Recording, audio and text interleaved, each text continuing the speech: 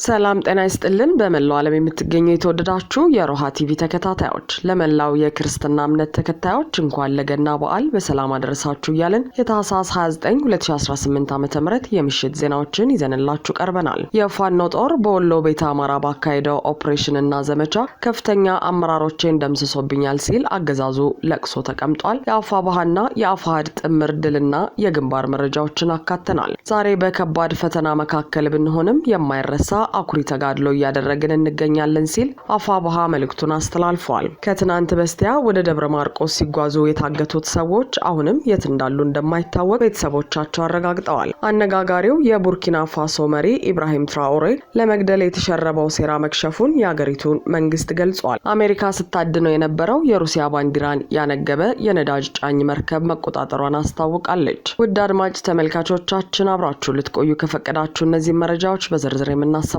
ይሆናል። የሮሃ ቲቪ ወቅታዊና ሀቀኛ መረጃዎች እንዲደርሷችሁ ቻናሉን ሰብስክራይብ፣ ላይክ እና ሼር በማድረግ አሁኑኑ ቤተሰብ ይሁኑ። በምስራቅ አማራ ቀጠና በፋኖ ጥምር ኦፕሬሽንና ዘመቻ ከፍተኛ አመራሮቹ እንደተገደሉበት አገዛዙ በሐዘን መግለጫው ሲያረጋግጡ ዋለ። የአፋባሃ ሚኒሊክ እዝ አሃዶችና ከአፋሃድ የተለያዩ አሃዶች በጥምረት የወረዳ ከተሞችን ጨምሮ የፋሽስቱ አገዛዝ የጦር ተሽከርካሪዎችን፣ በርካታ ተተኳሽ የቡድንና የነፍስ ወከፍ መሳሪያ እንዲሁም በርካታ ዙፋን ጠባቂ ሰራዊቶችን በመማረክ ታላቅ ድል መጎናጸፋቸው ይታወቃል። አፋባሃ ሚኒሊክ እዝ በሶስት ኮሮች ማለትም ንጉስ ሚካኤል አሊኮር፣ ልጅ ኢያሱ ኮርና የደጋው መብረቅ ኮር እንዲሁም የእዙ ልዩ ዘመቻ አሃድ በሆነችው በላጋው ተወርዋሪ ሻለቃና ከአፋሃድ የተለያዩ አሃዶች በጥምረት በደቡብና ምዕራብ ወሎ ቤተ አማራ ቀጠናዎች ላይ ትናንት ታህሳስ 28 2018 ዓ.ም ማለዳ ጀምሮ በተመሳሳይ ሰዓት በተጀመረው ማጥቃት በርካታ ወታደራዊ፣ ፖለቲካዊና ዲፕሎማሲያዊ ድሎችን ተጎናጽፏል። በአፋባሃ ሚኒሊክ እዝ አሃዶችና አፋሃድ የተለያዩ አሃዶች ጥምረት ነጻ ያወጡ የቤተ አማራ የወረዳና ታዳጊ ከተሞች መካከል ጃማ፣ ከለላና ለጓማ እንዲሁም ደብረ ዘይት ከተሞች ይገኙበታል። በአፋሃድ አሃዶችና አፋባሃ ንጉስ ሚካኤል ለገሂዳ ገነቴና ሳይንት ደንሳ ከተማ ንጉስ ሚካኤል ኮር፣ ተንታ አጅባር፣ ልጅ ኢያሱ ኮርና የደጋው መብረቅ ኮር እንዲሁም ልዩ ዘመቻ በላጎ ሻለቃ መሳተፋቸው ተነግሯል። በዚህም የሚኒሊክ እዝ አሃዶች በጥምረት ባደረጉት ከባድ ማጥቃት የወረዳ ከተሞችን ጨምሮ በርካታ የፋሽስቱ አገዛዝ ሰራዊት ተሽከርካሪዎች ከተተኳሽ ጋርና የቡድንና የነፍስ መሳሪያዎች ጋር ተማርከዋል። ተጠናክሮ በቀጠለው ተጋድሎ ንጉስ ሚካኤል አሊኮር በትናንትናው ዕለት ያስመዘገባቸውን ድሎች በማስመልከት በሰጠው መረጃ 25 ክላሽ፣ 10710 የክላሽ ተተኳሽ፣ 3 ወታደራዊ መገናኛ እንዲሁም 5 ሚሊሻዎች ሲማረኩ ከ59 በላይ ጥምር ያገዛዙ ጦር ሲደመሰስ የፖሊስ ኮማንደሩን ጨምሮ ከ37 በላይ ቆስለዋል። ተጠናክሮ በቀጠለው ተጋድሎ ልጅ ኢያሱ ኮር የጎፍ ክፍለ ጦር ታህሳስ 28 ለ29 2018 ዓ.ም አጥቢያ በክፍለ ጦሩ ምክትል ዘመቻ መምሪያ በአርበኛ እሸቱ በላይ ፊት አውራሪነት ከክፍለ ጦሩ ሰበርና መብረቅ ሻለቃዎች የተውጣጡ የክፍለ ጦር ቃኝ አባላት ጉጉፍቱ፣ ካቤና፣ ሰኞ ገበያ ወደ ጠላት ካምፕ ዘልቀው በመግባት ሶስቱንም ታዳጊ ከተሞች ተቆጣጥረው ውለዋል። አገዛዙም አንድም ጥይት ሳይፈነዳ በየአቅጣጫው እግሬ አውጪኝ ያለ ሲሆን እስከ ንጋት ሰኞ ገበያንና ጉጉፍቱ ከተማ ለቀጣይ ኦፕሬሽን ያመች ዘንድ መሰራት ያለበትን ወታደራዊ ስራ ጨርሰው ሲወጡ ካቤ ከተማ አሁንም በጎፍ ክፍለ ጦር ቁጥጥር ስር ትገኛለች ሲል እዙ አስታውቋል። በደቡብ ወሎ ዞን ከላላ ወረዳ የትናንት ኦፕሬሽን ከፍተኛ አመራሮቹ እንደተገደሉበት ራሱ አገዛዙ ባወጣቸው የሐዘን መግለጫዎች አረጋግጧል። ይህ በእንዲህ እንዳለ በዚያው በምስራቅ ቀጠና 7 የብልጽግና አገዛዝ መከላከያ ሰራዊት አባላት ባለሽርጡ ክፍለ ጦርን ተቀላቅለዋል። እነዚህ የአገዛዙ 11ኛ እዝ 104ኛ ኮር 35ኛ ክፍለ ጦር 4ኛ ሻለቃ አሃድ የሆኑ 7 አባሎች ምስራቅ አማራ ኮር 1 ባለሽርጡ ክፍለ ጦርን ሲቀላቀሉ ክፍለ ጦሩ አመራሮችም አቀባበል አድርገውላቸዋል። ዛሬ በከባድ ፈተና መካከል ብንሆንም የማይረሳ አኩሪ ተጋድሎ እያደረግን እንገኛለን ሲል አፋባሃ የገና በዓል መልእክቱን አስተላለፈ። የአማራ ፋኖ ብሔራዊ ኃይል እንኳን ለኢየሱስ ክርስቶስ የልደት በዓል በሰላም አደረሳችሁ በማለት ባወጣው መግለጫ ስለቀጠለው ትግል ጥቆማ ተሰጥቷል። በመከራና በፈተና ውስጥ ሆነ ለነገ በተስፋ እየታገልክ ላለኸው የአማራ ሕዝብ ሆይ ሲል አፋባሃ ባስተላለፈው መልእክት በዓሉ የተስፋ እንዲሆን ተመኝቷል። ለህልውና ብሎም ለሀገርና ለሕዝብ ደህንነት በተጋድሎ ላይ ያላችሁ የፋኖ ሰራዊት አባላት ሆይ እንኳን ለኢየሱስ ክርስቶስ የልደት በዓል በጽናት አደረሳችሁ ሲልም አፋብኃ አክሏል። ዛሬ በከባድ ፈተና መካከል ብንሆንም አንድነታችንና የሰውነት ክብራችንን ጠብቀን የማይረሳ አኩሪ ተጋድሎ እያደረግን እንገኛለን ሲል የፋኖ መሪ ድርጅት የትግሉን ቀጣይነት ጠቁሟል። ገና የሚያስታውሰንን የተስፋ ብርሃን በልባችን ይዘን የአማራ ህዝብ የህልውና አደጋ ሙሉ በሙሉ ተቀልብሶ ነጻነቱ እስከሚረጋገጥ ድረስና የሀገሩ ኢትዮጵያ ባለቤት እስኪሆን ድረስ የጀመርነውን ትግል ወጥ በሆነ አማራዊ አንድነት አጠናክረን የምንቀጥል መሆኑን እንገልጻለን ብለዋል። ለአማራ ህዝብና ለመላው የክርስትና እምነት ተከታይ ወገኖቻችን ለፋኖ ሰራዊት በድጋሚ እንኳን አደረሳችሁ። ገና የተስፋ መልእክቱ ከሁላችሁ ጋር ይሁን ሲልም አክሏል። ዛሬ ታህሳስ 29 2018 ዓ.ም ኢትዮጵያን ጨምሮ በተለያዩ ዓለማት የሚገኙ የኦርቶዶክስ ክርስትና እምነት ተከታዮች የኢየሱስ ክርስቶስን የልደት በዓል በተለያዩ ሃይማኖታዊና ባህላዊ ስነ ስርዓቶች እያከበሩት ብለዋል። በኢትዮጵያ ኦርቶዶክስ ቤተክርስቲያን ከዋዜማው ጀምሮ በተለያዩ ሃይማኖታዊ ስነ ስርዓቶች የተከበረ ሲሆን ትናንት በመስቀል አደባባይ በተካሄደው የአላፋት ዝማሬ ተብሎ በተሰየመው መንፈሳዊ ስነ ስርዓት የጧፍ መብራት የያዙ ምዕመናን ስነ ስርዓቱን አድምቀውት ማምሸታቸው የብዙዎችን ትኩረት ስቦ ታይቷል። የኢየሱስ ክርስቶስ የልደት በዓል በላሊበላ በድምቀት የተከበረ ሲሆን በተለይም በቅዱስ ላሊበላ ቤተ ማርያም ቤተክርስቲያን በተከናወነው ስነ ስርዓት በርካታ የእምነቱ ተከታዮች መታደማቸውን ተመልክተናል። የላሊበላ ከተማ ማህበረሰብም በአደባባዮች ድግስ በመደገስ እንግዶቹን ሲያስተናግዱ ውለዋል። በተለያዩ የኢትዮጵያ ክፍሎች የሚገኙ የእምነቱ ተከታዮች እንደየአቅማቸው ጠላ በመጥመቅ ዶሮ፣ በግ አሊያም ፍየል በማረድ ወዳጅ ዘመድ ተጠራርቶ በዓሉን ያሳለፉ ሲሆን በጦርነት ውስጥ ያሉ እንዲሁም የተፈናቀሉ ወገኖች በዓሉን በሰላም ተስፋ ቢያስቡትም ነገር ግን ሆዳቸው የዕለት ጉርስ እየናፈቀ በዓሉን ለማሳለፍ መገደዳቸው ይታወቃል። ከኢትዮጵያ በተጨማሪ በዓሉ በሩሲያ ኦርቶዶክስ አማኞች ዘንድም በድምቀት ተከብሯል። በሞስኮ የአዳኙ ካቴድራል በተባለ ቤተክርስቲያን የተካሄደውን የልደት በዓል አከባበር በሀገሪቱ መንግስታዊ ቴሌቪዥን የቀጥታ ስርጭት ሽፋን ተሰጥቶታል። የሩሲያው ፕሬዝዳንት ቭላዲሚር ፑቲን በአንድ ስሙ ባልተጠቀሰ ቦታ በዓሉን ከወታደሮቻቸው ጋር ማሳለፋቸውም ታውቋል። በኢየሱስ ክርስቶስ የትውልድ ስፍራ ቤተልሔምም የሚገኙ የኦርቶዶክስ እምነት ተከታዮችም በዓሉን በተለያዩ ሃይማኖታዊ ስነ ስርዓቶች አክብረው መዋላቸውን ከስፍራው በወጡ ምስሎች ማየት ተችሏል።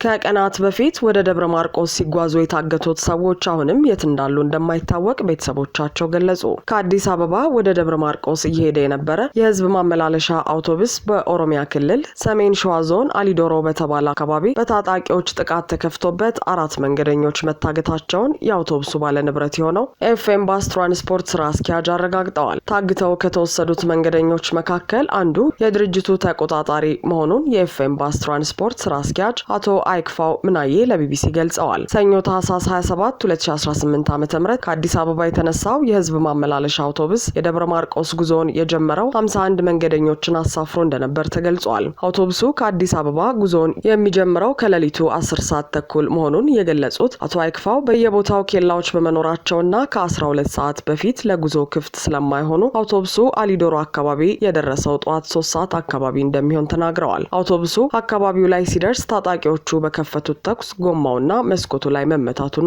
ገልጸዋል። የተወሰኑ መንገደኞችም ጉዳት እንደደረሰባቸው የተናገሩት ስራ አስኪያጁ በጥይት ተመተው ጉዳት የደረሰባቸው ሰዎች 3 እና 4 እንደሚሆኑ አስረድተዋል። አቶ አይክፋው ታጣቂዎቹ አግተዋቸው ከነበሩ ተሳፋሪዎች መካከል ሴቶቹን በመመለስ 4 ወንዶችን ለይተው መውሰዳቸውን ይናገራሉ። ታጣቂዎቹ መኪናው ላይ ተኩስ በከፈቱበት ወቅት ተደናግጠው የሮጡና ያመለጡ እንዳሉ የሚገልጹት አቶ አይክፋው መኪናው ጥቃት ሲፈጸምበት ሌሎች ተከታትለው ሲሄዱ የነበሩ አውቶቡሶች ወደ ፍቼ ተመልሰው እንደነበር አስረድተዋል። ጥቃት ከደረሰበት አውቶቡስ አመልጠው የነበሩና ከእገታው የተለቀቁ ሰዎችን በሌላ የህዝብ ማመላለሻ አውቶቡስ ወደ ደብረ ማርቆስ ማጓጓዝ መቻሉንም ጨምረው ገልጸዋል። ስራ አስኪያጁ መንገደኞቹም በሌላ አውቶቡስ ወደ መዳረሻቸው ሲያጓጉዙ 4 ሰዎች መጉደላቸውን ማረጋገጣቸውን ተናግረዋል። 4ቱ ሰዎች በእገታ ስር መሆናቸውን እንዴት እንደተረጋገጠ የተጠየቁት ኃላፊው ወደ ቤተሰቦቻቸው ተደውሏል፣ በትክክል የት ናቸው የሚለውን ግን አናውቅም ሲሉ ምላሽ ሰጥተዋል። መኪናው ላይ ጥቃት በተፈጸመበት ወቅት ጉዳት የደረሰባቸው 4 መንገደኞች እጃቸውና እግራቸው ላይ ቀላል የሚባል ጉዳት እንዳጋጠማቸው ተናግረው ከኋላ በነበረው መኪና ወደ ደብረ ማርቆስ ሄደዋል ብለዋል። እገታው የተፈጸመው በማን እንደሆነ ምንም መረጃ እንደሌላቸው የሚናገሩት አቶ አይክፋው ባልታወቁ ኃይሎች መፈጸሙን ነው የምናውቀው ብለዋል። ባለፈው ዓመት ነሐሴ ወር ላይ በዚሁ ስፍራ ወደ ደብረ ማርቆስ የሚሄድ የድርጅቱ የህዝብ ማመላለሻ አውቶቡስ ተሳፋሪዎች ላይ እገታ ተፈጽሞ እንደነበር አቶ አይክፋው አስታውሰዋል። በኦሮሚያ ክልል ክልል ሰሜን ሸዋ ዞን አሊዶሮ ተብሎ በሚጠራው ልዩ ቦታ በአገር አቋራጭ ተሽከርካሪዎች ላይ በተደጋጋሚ ጥቃት የሚፈጸም ሲሆን ከዚህ ቀደምም መንገደኞች መታገታቸውን መዘገባችን ይታወሳል። አነጋጋሪው የቡርኪና ፋሶ መሪ ኢብራሂም ትራኦሬን ለመግደል የተሸረበው ሴራ ከሽፏል ሲል የአገሪቱ መንግስት ገለጸ። የቡርኪና ፋሶ ወታደራዊ መሪ የሆኑትን ካፕቴን ኢብራሂም ትራኦሬን ለመግደል የተቀናበረ ሴራ መክሸፉን የምዕራብ አፍሪካዊቷ አገር ቡርኪና ፋሶ መንግስት አስታውቋል። የአገሪቱ የደህንነት ሚኒስቴር መሪውን ለመግደል የረቀቀ የተባለ ሴራ የተቀናበረው ከ3 ዓመት በፊት በትራኦሬ ከመሪነት በተገለበጡበት ወታደራዊ መኮንን በሌተናል ኮሎኔል ፓል ሄንሪ ዳሚባኖ ብለዋል። የደህንነት መስሪያ ቤታችን ይህንን ሴራ በመጨረሻው ሰዓት ላይ ደርሶበታል። ሴረኞቹ የሀገሪቱን መሪ ለመግደልና ሲቪል ባለስልጣናትን ጨምሮ ሌሎች ቁልፍ ተቋማትን ለመምታት እቅድ ነበራቸው ሲሉ የደህንነት ሚኒስትሩ መሐመዱ ሳና ተናግረዋል። አክለው ሴራው በጎረቤት አገር አይቮሪ ኮስት አማካኝነት ተደግፏል ሲሉ ከሰዋል። ይህንን ክስ በተመለከተ ከኮሎኔል ዳሚባም ሆነ ከአይቮሪ ኮስት እስካሁን የተሰጠ ምላሽ የለም። በርካቶች ከቶማስ ሳንካራ ጋር የሚያመሳስሏቸው የቡርኪና ፋሶ መሪ ካፕቴን ትራኦሬ ስልጣን ላይ በቆዩባቸው 2 ዓመታት ውስጥ 2 የመፈንቅለ መንግስት ሙከራ ተደርጎባቸዋል። በተጨማሪም በአገሪቱ ውስጥ እየተጠናከሩ በመምጣት ሚሊዮኖችን ከቤታቸው ያፈናቀሉት እስላማዊ ታጣቂ ኃይሎች ከባድ ፈተና ሆነውባቸዋል ተብሎ ተዘግቧል። የ37 ዓመቱ ጎልማሳ በእነዚህ ሁሉ ተደራራቢ ፈተናዎች ውስጥ ቢሆኑም በአገራቸውና ከአገራቸው ውጪ ዝናን ማትረፋቸው ተደጋግሞ ተብሏል። ትራኦሬ በአምባገነንነት ቢከሰሱም በአፍሪካ አንድነት ላይ ባላቸው አቋምና በምዕራባውያን ላይ በሚያቀርቡት ትችት ተወዳጅ ናቸው ይባላል። የደህንነት ሚኒስትሩ እንደሚሉት ባለስልጣናት ሴራ ጠንሳሾቹ እቅዳቸውን ሲያወጡ የሚያሳይ ቪዲዮ አግኝተዋል። በቪዲዮ ላይ ባለፈው ቅዳሜ ምሽት 5 ሰዓት ገደማ ከቅርብ ርቀት አሊያም በመኖሪያ ቤታቸው ላይ ፈንጂ በማጥመድ ፕሬዝዳንቱን ለመግደል ሐሳብ እንዳላቸው ሲወያዩ ነበር ይላሉ። ቀጥሎ ደግሞ ሌሎች ወታደራዊና የሲቪል መሪዎችን ለመግደልም አሲረዋል ሲሉ ወንጅለዋል። ሚኒስትሩ ዳሚምባ ወታደሮችና ሲቪሎችን አጣምረው ከአይቮሪ ኮስት የመጣ 70 ሚሊዮን የቡርኪና ፋሶ ፍራንክ ወይም $125,000 የውጭ ፈንድ ከማግኘታቸው በተጨማሪ የውጭ ኃይሎች ጣልቃ ከመግባታቸው በፊት የሀገሪቱን የድሮን መተኮሻ ጣቢያ ለመምታት እቅድ ነበራቸው ብለዋል። ምርመራችንን ቀጥለናል፣ በርካታ ሰዎች በቁጥጥር ስር አውለናል፣ እኚህ ግለሰቦች ችሎት ፊት ይቀርባሉ ሲሉም ሚኒስትሩ ተናግረዋል። ሳና አሁን ሁኔታው ተረጋግቷል ብለው ዜጎች በመታለል አደገኛ ሁኔታ ውስጥ እንዳይገቡ ሲሉ አሳስበዋል። አሜሪካ ስታድነው የነበረውን የሩሲያ ባንዲራ ያነገበ የነዳጅ ጫኝ መርከብ መቆጣጠሯን አስታወቀች። በአውሮፓ የአሜሪካ እዝ ከቬንዙዌላ ነዳጅ ጋር ግንኙነት ያለውና በአሜሪካ ሲታደን የነበረው ነዳጅ ጫኝ መርከብ በቁጥጥር ስር መዋሉን አስታውቃለች። እዙ የአሜሪካ ፍትህ ሚኒስቴርና የሀገር ውስጥ ደህንነት መስሪያ ቤትን ዋቢ አድርገው ኤምቪ ቤላ አንድ የአሜሪካን ማዕቀብ በመጣሱ በቁጥጥር ስር ውሏል ብሏል። መርከቡ በአሜሪካ ፌዴራል ፍርድ ቤት በወጣበት ማዘዣ መሰረት በሰሜን አትላንቲክ በቁጥጥር ስር ውሏል ይላል እዙ በኤክስ ገጹ ያጋራው መግለጫ። ዩኤስሲጂሲ ሙንሮ የተባለው የአሜሪካ የጦር መርከብ ነዳጅ ጫኝ ታንከሩን ተከታትሎ እንደያዘውም አክሏል። በአውሮፓውያኑ 2024 ህጋዊ ያልሆነ ነዳጅ በማመላለስ ማዕቀብ የተጣለበት መርከብ ባንዲራውንና ባለቤቱን ወደ ሩሲያ ቀይሮ ሲንቀሳቀስ ነበር ተብሏል። ሩሲያ ነዳጅ ጫኝ መርከቡን ለማጀብ ሰርጓጅ መርከብ ጨምሮ የባህር ኃይሏን ብታሰማራም አሜሪካ መርከቡን በቁጥጥር ስር አውያለሁ ብላለች። ባለፈው ቅዳሜ የቬንዙዌላውን ፕሬዝዳንት በቁጥጥር ስር ያዋለው የትራምፕ አስተዳደር ከቬንዙዌላ የሚወጡና የሚገቡ መርከቦች ላይ ማዕቀብ የጣለው ባለፈው ወር ነበር። መርከቡ ከዚህ ቀደም የቬንዙዌላን ነዳጅ ሊያመላልስ የነበረ ሲሆን በአሁኑ ወቅት ግን ምንም አይነት ነዳጅ እንዳልጫነ ተዘግበዋል። ከዚህ ቀደም ቤላ አን በተባለ ስሙ የሚታወቀው ነዳጅ ጫኝ መርከብ ባለፈው ወር ወደ ቬንዙዌላ እየሄደ እንደሆነ ተዘግቦ ካሪቢያን ላይ ታይቶ ነበር ሲልም ኤስቢኤስ አስነብበዋል። የአሜሪካ ባህር ጠረፍ ጠባቂ ኃይል አባላት መርከቡን በቁጥጥር ስር ለማዋል ማዘዣ አውጥተው ሲጠባበቁት ነበር። መርከቡ የአሜሪካን ማዕቀብ ጥሷል፣ የኢራንን ነዳጅ ጭኗል ስትል ዩናይትድ ስቴትስ ትወቅሳለች ሲልም ዘገባው አክሏል። የአሜሪካ ኃይሎች መርከቡን በቁጥጥር ስር ለማዋል በሰሜን አትላንቲክ የተሰማሩ ሲሆን ሩሲያ ደግሞ መርከቡን ከአሜሪካ ኃይሎች ለመጠበቅ በሰርጓጅ መርከብ ታግዛ ለማጀብ ተንቀሳቅሳለች። መርከቡ በድንገት አቅጣጫውን ወደ ደቡብ ቀይሮ በአሁኑ ወቅት ከአይስላንድ ጠረፍ 200 ኪሎ ሜትር ርቀት ላይ እንደሚገኝ መረጃዎች ይጠቁማሉ።